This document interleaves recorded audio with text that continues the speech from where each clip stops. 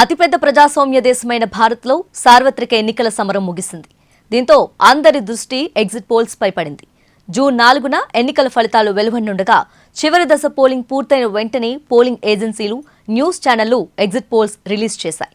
పార్టీల గెలుపోటముల గురించి అంచనాలను ప్రజల ముందుంచాయి. ఇంతకీ ఎగ్జిట్ పోల్ సర్వే అంటే ఏంటి? వాటిని ఎలా నిర్వహిస్తారు? అవి ఎంతవరకు నిజమవుతాయి?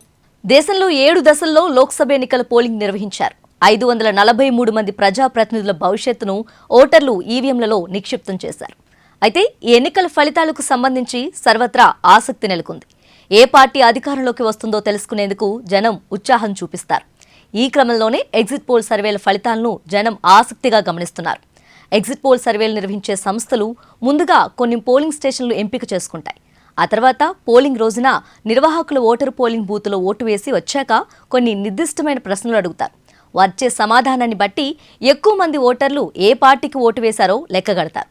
అలా ఎంపిక చేసిన పోలింగ్ స్టేషన్లన్నిటి నుంచి సమాచారం సేకరించి ఆ డేటా ఆధారంగా పార్టీల ఓటింగ్ శాతం, గెలిచే సీట్ల సంఖ్యపై అంచనాకు వస్తారు. ఇందుకోసం సర్వే సంస్థలన్నీ ర్యాండమ్ స్ట్రాటిఫైడ్ శాంప్లింగ్ విధానాన్ని అనుసరిస్తాయి.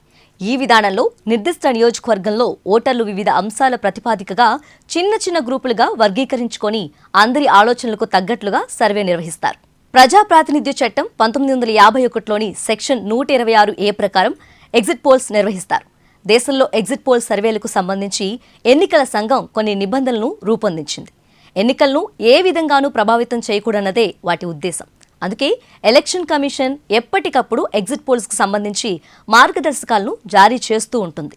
అన్ని దశల ఓటింగ్ పూర్తి కాకముందే ఎగ్జిట్ పోల్ సర్వేల ఫలితాలు విడుదల చేయకూడదన్నది ప్రాథమిక నియమం. ఎన్నికల ప్రక్రియ మొదలైనప్పటి నుంచి ఆఖరి దశ పోలింగ్ సమయం ముగిసిన అరగంట వరకు ఎగ్జిట్ పోల్ అంచనాలు విడుదల చేయకూడదు. అంతేకాదు, ఎన్నికల సంఘం పర్మిషన్ తీసుకున్న తర్వాతే ఏజెన్సీలు ఎగ్జిట్ పోల్ రిజల్ట్స్ రిలీజ్ చేయాలి.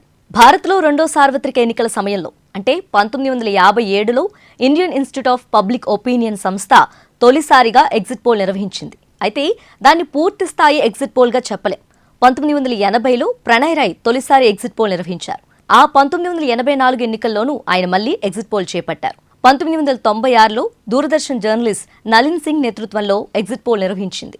అప్పటి నుంచి ఈ ట్రెండ్ కొనసాగుతుంది. అప్పట్లో 1-2 సంస్థలు మాత్రమే ఎగ్జిట్ పోల్ సర్వేలు నిర్వహించగా ప్రస్తుతం కుప్పలు తెప్పులుగా వెలువడుతున్నాయి. భారత్ కన్నా ముందే అమెరికా, దక్షిణ అమెరికా, యూరప్, దక్షిణాసియా, ఆగ్నేషియా సహా ప్రపంచంలోని అనేక దేశాల్లో ఎగ్జిట్ పోల్స్ నిర్వహించారు. అమెరికాలో ఫస్ట్ ఎగ్జిట్ పోల్ 1936లో చేపట్టారు. న్యూయార్క్ సిటీలో నిర్వహించిన ఈ సర్వేలో ఫ్రాంక్లిన్ డి రూజ్వెల్ట్ గెలుస్తారని అంచనా వేయగా అది నిజమైంది. 1937లో బ్రిటన్, 1938లో ఫ్రాన్స్లో తొలి ఎగ్జిట్ పోల్ నిర్వహించారు. నిజానికి మన దేశంలో ప్రీ పోల్, ఎగ్జిట్ పోల్ సర్వేలు నిర్వహిస్తారు. ఎన్నికల నిబంధనలకు లోబడి ప్రీ పోల్ సర్వేలు ఏ దశలోనైనా నిర్వహించుకోవచ్చు. ఈ లెక్కన చట్టసభ గడువు ముగియకముందు, ఎన్నిక నోటిఫికేషన్ రాకముందు, పొత్తులు, కూటములు ఏర్పాటు చేసుకోకముందు, ఎన్నికల నోటిఫికేషన్ రాకముందు ఇలా ఏ సందర్భంలో అయినా ప్రీ పోల్ సర్వేలు నిర్వహించవచ్చు. ప్రీ పోల్ సర్వేలో రైతులు, ఉద్యోగులు, నిరుద్యోగులు, విద్యార్థులు, యువత, వికలాంగులు, వృద్ధులు, మహిళలు, కులం, మతం, పేదలు, మధ్యతరగతి ఇలా వివిధ వర్గాల వారీగా ఓటర్లను ఎంచుకుంటారు. ఎగ్జిట్ పోల్లో మాత్రం పోలింగ్ రోజునే నిర్వహిస్తారు. ఓటు వేసిన ఓటర్ల నుంచి మాత్రమే నిర్వాహకులు సమాచారం సేకరిస్తారు. అయితే ప్రీ పోల్ సర్వేల్లో ఉన్నంత వెసులుబాటు ఎగ్జిట్ పోల్లో ఉండదు. ప్రీ పోల్ సర్వేలతో పోలిస్తే ఎగ్జిట్ పోల్స్ అంచనాల్లో ఖచ్చితత్వానికి అవకాశం ఎక్కువ. అయితే ఎగ్జిట్ పోల్ అంచనాలు అసలు ఫలితాలకు కనీసం 95% దగ్గరగా ఉంటే అంచనాల్లో ఖచ్చితత్వం ఉన్నట్లు భావిస్తారు.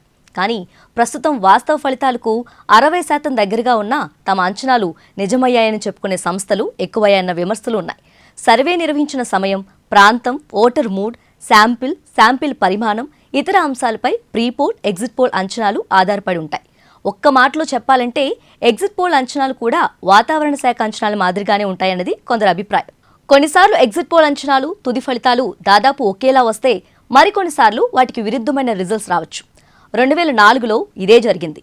అప్పట్లో ఎగ్జిట్ పోల్ సర్వేలన్నీ అటల్ బిహారీ వాజ్పేయి ప్రభుత్వం అధికారంలోకి వస్తుందని చెప్పాయి. కానీ అప్పట్లో యూపీఏ అధికారంలోకి వచ్చింది.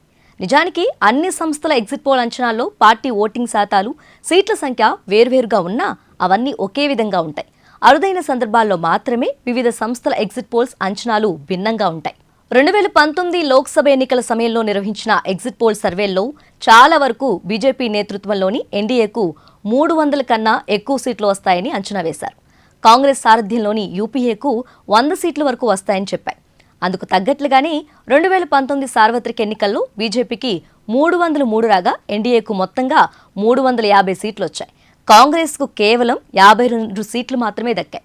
గతేడాది నవంబర్, డిసెంబర్ నెలల్లో మధ్యప్రదేశ్, ఛత్తీస్గఢ్, రాజస్థాన్, తెలంగాణ, మిజోరంలలో అసెంబ్లీ ఎన్నికలు జరిగాయి. తెలంగాణలో కాంగ్రెస్ విజయం సాధిస్తుందని దాదాపు అన్ని ఏజెన్సీ, ఎగ్జిట్ పోల్ సర్వేలు తేల్చాయి. కాంగ్రెస్కు కనిష్టంగా 49, గరిష్టంగా దాదాపు 80 సీట్లు వస్తాయని అంచనా వేశాయి. ఫలితం అలాగే వచ్చింది.